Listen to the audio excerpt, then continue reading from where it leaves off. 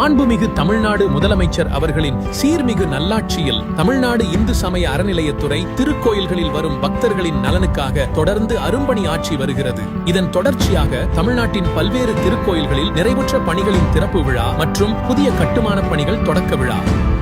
ரூபாய் 33.63 கோடி மதிப்பீட்டில் மருதமலை சுப்பிரமணிய சுவாமி திருக்கோயிலில் பக்தர்களுக்காக ஒருங்கிணைந்த அடிப்படை வசதிகள். ரூபாய் 8 கோடி மதிப்பீட்டில் குன்னமலை அருள்மிகு வல்லீஸ்வரர் மற்றும் விரிஞ்சிபுரம் மார்க்கபந்து சுவாமி திருக்கோயில்களில் திருப்பணிகள். ரூபாய் 1.5 கோடி மதிப்பீட்டில் பெரம்பலூரில் உதவி ஆணையர் அலுவலகம்.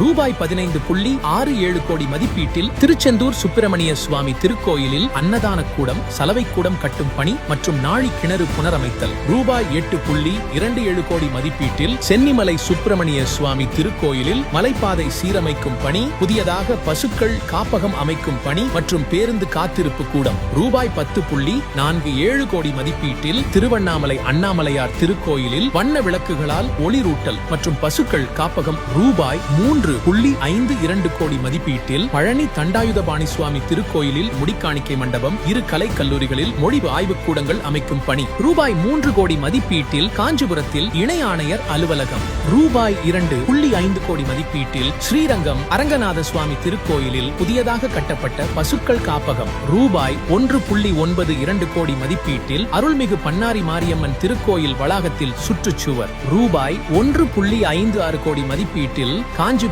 திண்டுக்கல் மற்றும் நாகப்பட்டினத்தில் 13 சரக ஆய்வாளர் அலுவலகங்கள். ரூபாய் 1.9 கோடி மதிப்பீட்டில் திருநீர்மலையில் அர்ச்சகர் மற்றும் பணியாளர் குடியிருப்பு. 49 கோடி ரூபாய் மதிப்பிலான பணிகளை திறந்து வைத்தும் 43 கோடி ரூபாய் மதிப்பிலான பணிகளை துவக்கி வைத்த மாண்புமிகு தமிழ்நாடு முதலமைச்சர் அவர்களுக்கு நெஞ்சார்ந்த நன்றியினை தெரிவித்துக் கொள்கிறோம்.